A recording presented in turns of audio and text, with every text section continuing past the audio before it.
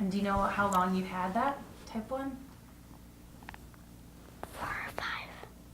Almost. Almost 5 years.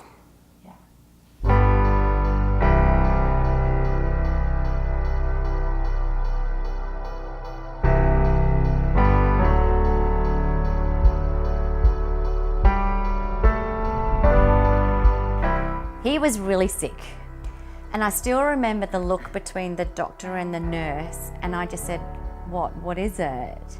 And they said, look, his sugar levels are really high. And that began our diabetes journey. He was 10 and a half when he was diagnosed. He was diagnosed on March 8th of 2013, so it's been almost 5 years. She was only 2.5 years old when she was diagnosed, so it was a totally new, foreign concept to us, having to give her shots on a daily basis, watch what she's eating, counting the carbs, and when they're little, they don't know any better.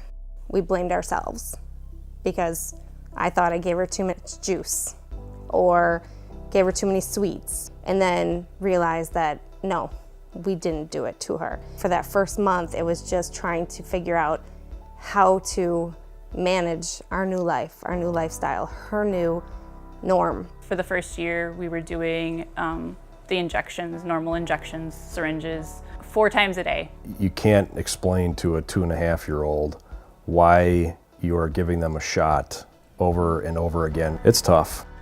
Callum was lying on the bed and I put it in his leg and I burst into tears. And here's my, then 9-year-old kid rubbing my back and going, it's okay, Mum, you did good, Mum, it's all right, it didn't hurt, Mum, you're doing good, and I'm just like, man, I'm supposed to be the mum, and here's my kid, super trooper, comforting me. And because of the fact that he really didn't like getting the shots, we didn't gain any weight for quite a long time because he didn't want to eat any extra food. He'd decide what he was going to eat it, and even if he was hungry, he'd opt not to eat anymore because he didn't want to have to take that extra shot. You think about it subconsciously, like, oh, we're going here, I wonder what he's going to eat, how much insulin is he going to need, will he have dessert afterwards, how many needles are we going to have to bring?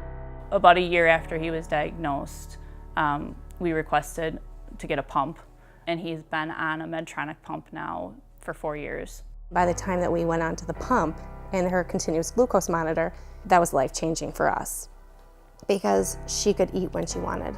We didn't have to give her a shot every single time she needed to eat. She enjoyed getting it put on knowing she wasn't having a shot for another 3 days.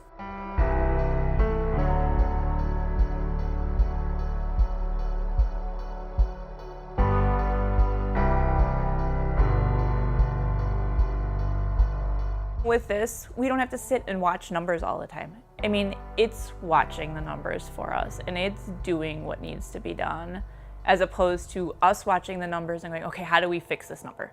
Is it more sugar? Is it more insulin? What do we need to do?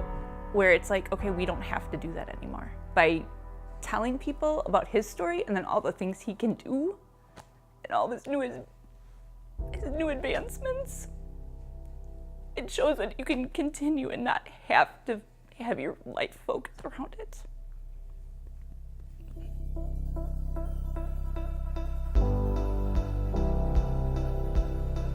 But Jack for Callum is a great role model, and it's so important, I think, when you're 10 years old to have role models, especially when you're dealing with diabetes as well. And he knows he can ask Jack anything at any time, and Jack's very upfront. And that's been a huge blessing, I think, for Callum. And for us as parents, we talk to Katie and Jack's mum and say, what did you do when this happened? And there's a lovely community feel that we have there. And JDRF is great with that and setting up the communities to help new families like us adjust to the diagnosis because they've been there and they know what it's like. When I think of JDRF, I think of people that will care and help out the community, and they're kind of like family to us. Yeah, I would say I see JDRF as an extended family. Having the support of friends that know what you're dealing with as a parent daily. Having her have friends that understand what she's dealing with because they're dealing with the same thing. on a daily basis is huge. It's a big help for me, like they're always looking out for me. They're always helping me. They're always still giving out information. They're going to be the ones that help us get where we need to be. And they're the only ones that solely fund type 1 diabetes research. So we're like all in.